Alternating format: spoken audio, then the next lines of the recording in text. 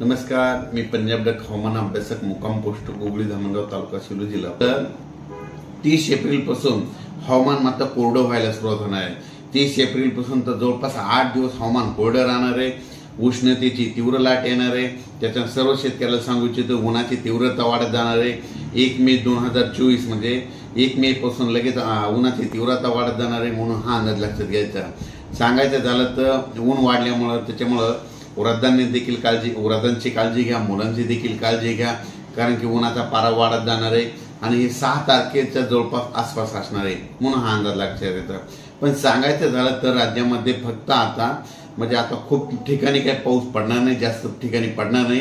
फक्त उत्तर महाराष्ट्र, मराठवाडा आणि पश्चिमी विदर्भातच तुरळक ठिकाणी 10-12 ठिकाणी समजा जिल्ह्याच्या उगत पडेल, म्हणून हा अंदाज लक्षात घ्यायचा। पण अचानक वातावरणात बदल झाला तर परत एक मेसेज दिला जाईल। धन्यवाद।